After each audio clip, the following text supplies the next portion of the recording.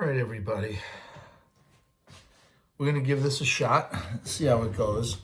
I'm going to start out with the series circuit. We started this last week. Not every class wound up in the same exact spots. So I'm going to take the lesson right from the very beginning. If you missed something along the way, you'll be able to re-catch up on it. These documents are already posted to Edmodo. I did that last week anticipating something like this was going to happen. So let's talk about a series circuit. First of all, in a series circuit, you will see no points anywhere along the circuit line. Of course, there's your battery. We know that would be the positive side with the long side, the negative side, and the current will come out. And you'll see no points where they're splitting anywhere in any of these circuits. In other words, there's no junction point where the wires have a point and they connect to another wire along the way and split. Even this one looks kind of weird, but it's all just in a single line. So in a series circuit, there's no branching points.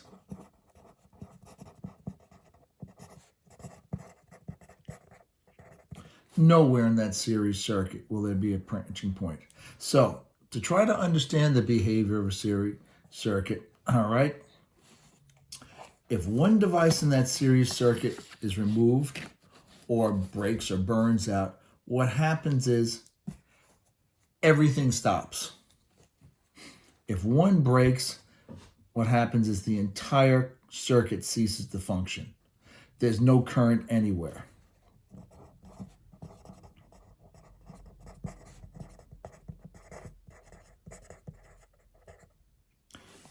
And the big example of that is Christmas or holiday lights. One light goes out, they all go out. So let's take a look at an example. I've set up a series circuit here where I've got 1, 2, 3 resistors across a battery. And what I want you to think of over here is an analogy to this. And that is a water circuit. Down here, the battery acts like an electrical pump, okay?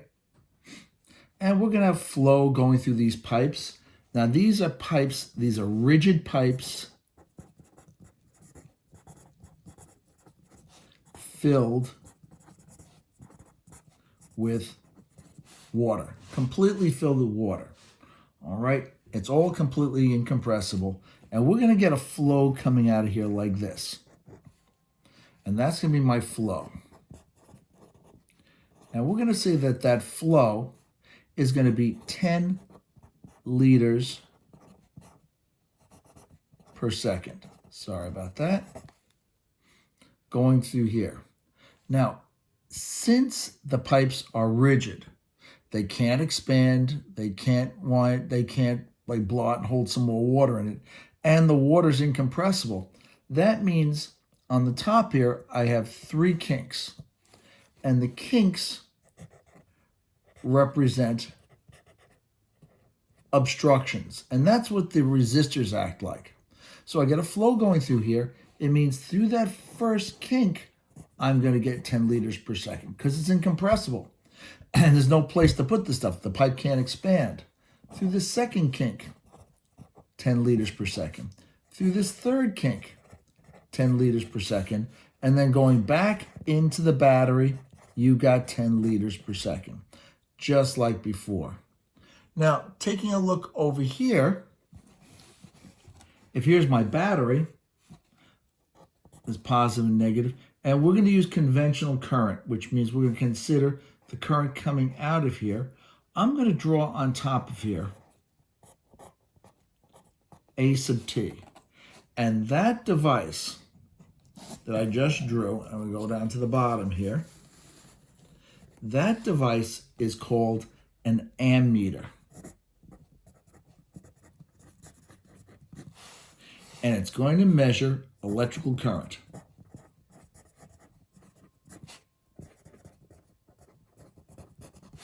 Of course, it's measured in amperes.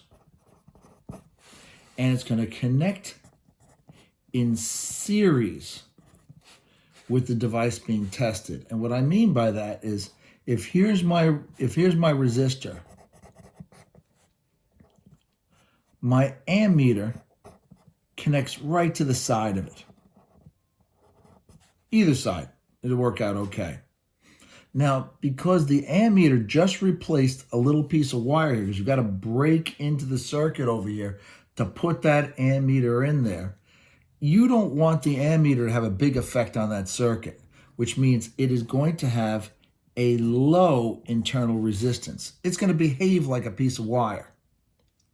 You don't want the meter to become part of that circuit. So let's come back here. All right, so let's just say for argument's sake, this ammeter has got 10 amperes. That's 10 coulombs per second going through that ammeter. If I put A1 right there to represent the current going through R1, and of course current is represented just like the flow of water over here, there's no place for that charge to go in that wire. It's got to go forward, and it's going to be 10 amperes here. I put another ammeter here, A2. There's 10 amperes there. I put another ammeter here, A3. There's 10 amperes here. And that's all going around like this. And finally, I got the same total going into the battery as what came out of the battery. So the current through each device in the circuit equals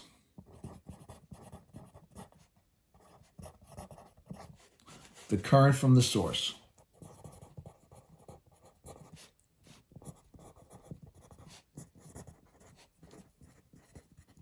Of course, the source is going to be the battery.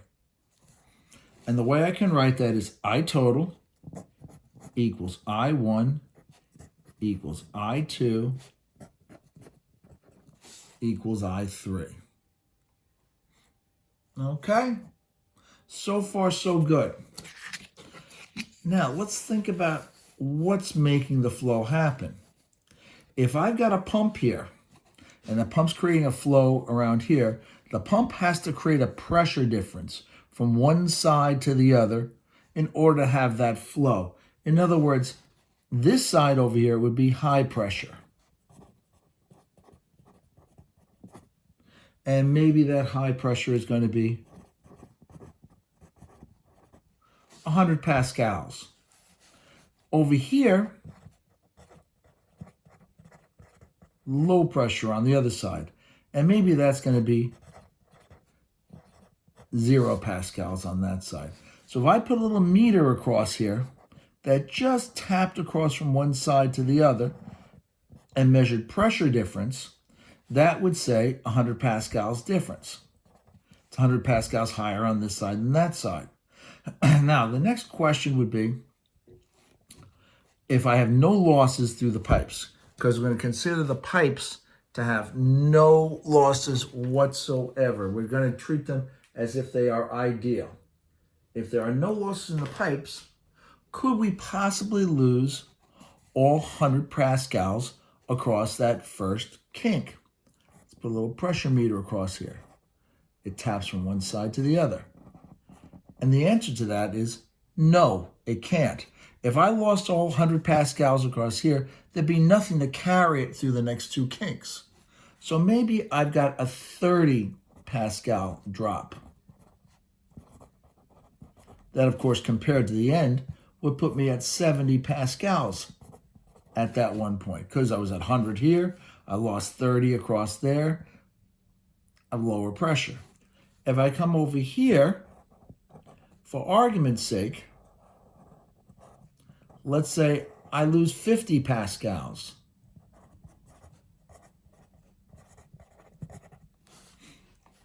Well, that means, and I can also go below, it doesn't matter.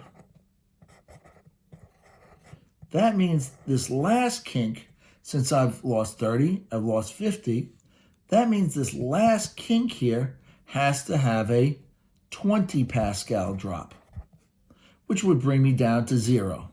Yeah, there's a tiny bit to carry through, but that's no big deal.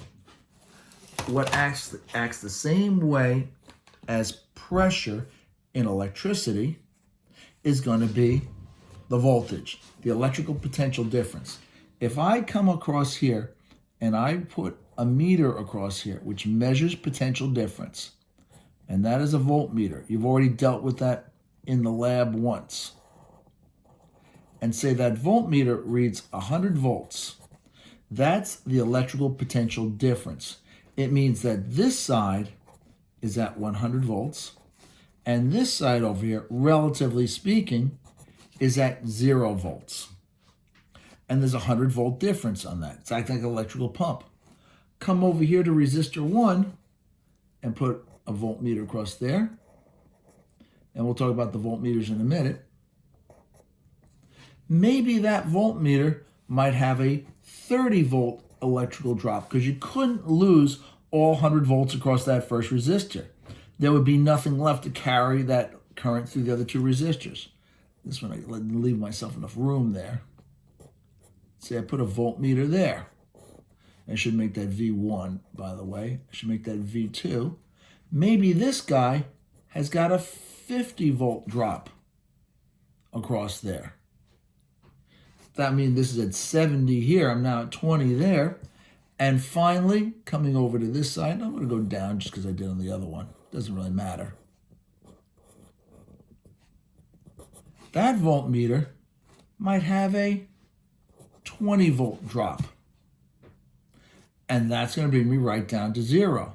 Well, if I take a look at this, I applied 100, but I had drops of 30, 50, and 20. Well, that equals what the voltage is from the source. So flip the page over.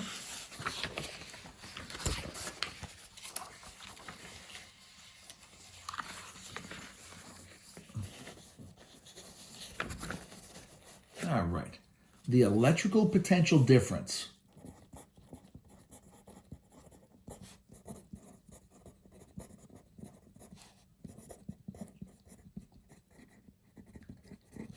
across each device in the circuit equals or sums up to, how about adds up to?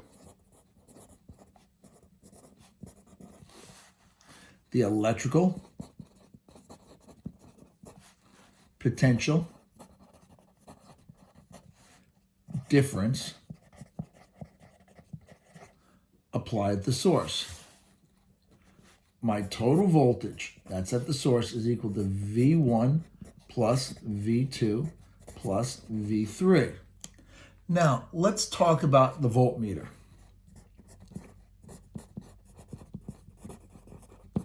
The voltmeter measures electrical potential difference.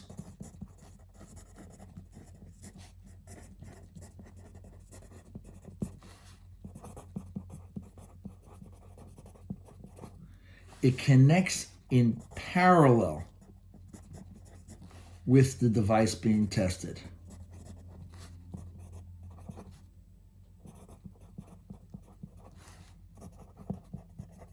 Oh, run out of lead here.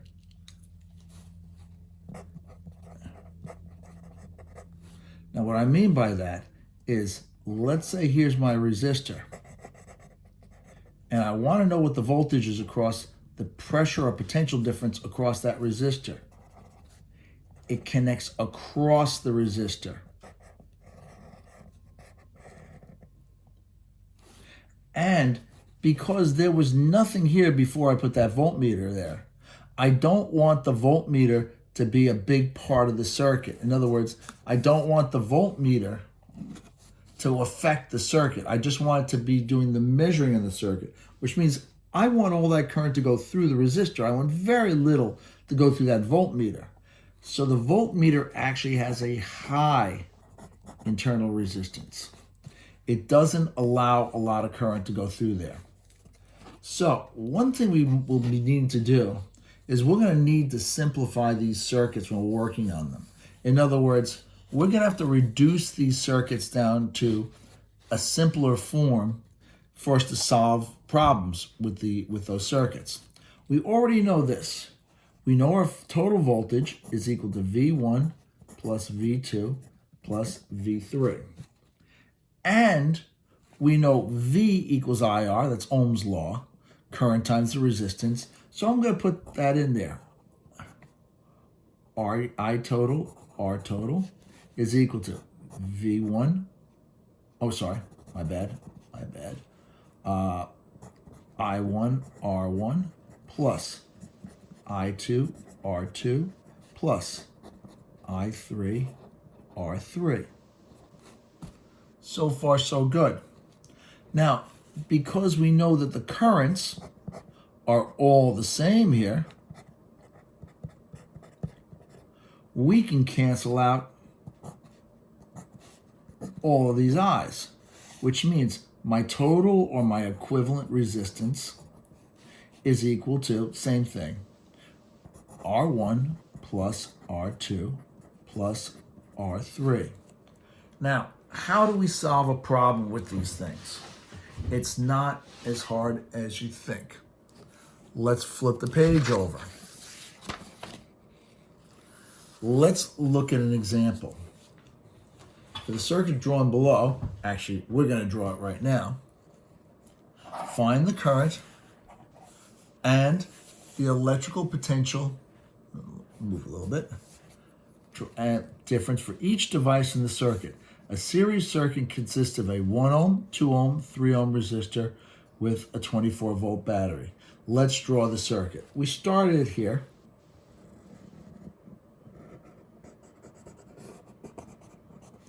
One, two, three resistors.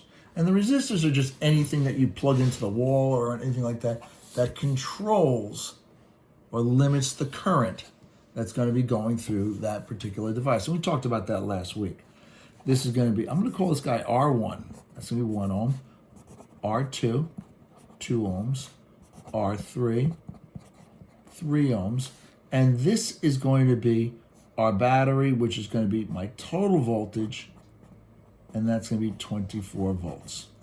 Cool. That's all good. Now, here's something that's very important.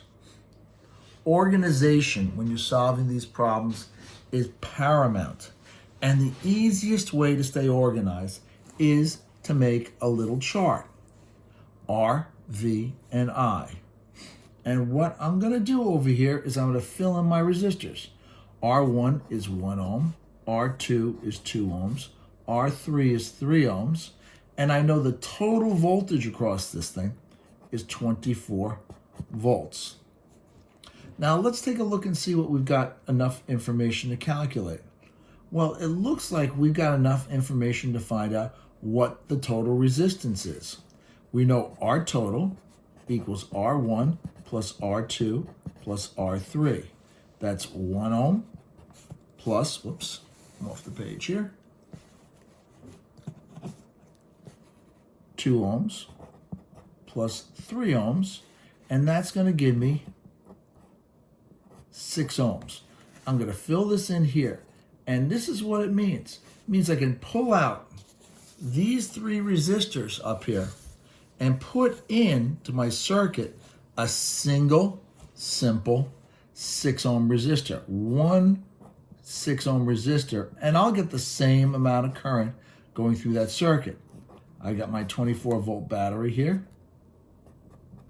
Okay, we've just simplified that circuit. Now we take a look at our chart and say, well, what can I solve for next? Well, I can see that I can figure out what my current is from my total current. That's not all that difficult. I know that, and I'm going to put it right over here. I know that the way it's written on your reference table is R total equals V total over I total. I like rearranging these things. I'd rather have, I'm looking for current, right? So I'm going to rearrange it. I total equals V total divided by R total. Well, I happen to know that I've got 24 volts across 6 ohms, which means I've got 4 amperes. So I'm going to put this in right here. There's my total current. Now, what I wrote over here was, look to see if you have enough information to calculate. We had enough information to calculate our total first, and then we have enough information to find out what the total current is. Here's the important question. The magic question is, what is the same in this circuit? And the thing we know that's the same in the circuit, in a series circuit, is the currents. We know that I total equals I1 equals I2 equals I3, and all those equal 4 amperes. So I'm going to come right back up here, and I'm going to fill those all in, because they're all 4 amps. You know, the current is everywhere throughout that circuit. Now that I've looked at this and said, wow, I'm all set. I've got enough information here to find the voltage across each of these. And I'll be throwing meters up here in a second to show you know how to use them. So let's take it. I'm going to do it right over here. I happen to know that V1 equals I1 times R1. That's going to wind up giving me I1 is going to be 4 amps times R1, which is 1 ohm. So that's going to wind up giving me 4 volts. V2 equals I2 times R2. That's going to be 4 amps times 2 ohms, and that's going to give me 8 volts. V3 is equal to I3 times R3. 4 amps times 3 ohms. That's going to give me 12 volts. Now, I'm going to fill those in up here. That's going to be 4 volts, 8 volts, 12 volts. Now the question I've got in the bottom here, why does this all make sense? Well, it makes sense because we know V total is supposed to equal V1 plus V2 plus V3. V total, guys, well, that's 24 volts, is equal to 4 volts plus 8 volts plus 12 volts. 24 volts is equal to 24 volts. We are in good shape. Please remember, making this chart really makes a big, big, big difference. It makes life a heck of a lot easier for you. I know a lot of people saw the beginning sections of it. I took it right from the start because I wasn't sure who was going to be where as far as in this lesson. I'm going to post a couple questions for you for homework for tonight. Do those homework problems. Then tomorrow, what I'll do is I'll solve those problems with you to make sure, but give them a shot yourself, please. They're not going to be really tough. Tomorrow, I'm going to solve those things for you, and then we're going to get into the parallel circuit. I will confess that I do miss you guys, all right? I really do. I don't miss Long Island traffic, but I definitely do miss seeing my students. So I hope that you guys are doing okay. Hope your families are safe. Hope everything's good with you guys. And miss you guys, love you guys, and hope that everything's all good with you. All right? Take care of yourselves. Take care of your parents. Really take care of your grandparents, too. All right? They're the most vulnerable. All right? Bye-bye, everybody. Have a good one.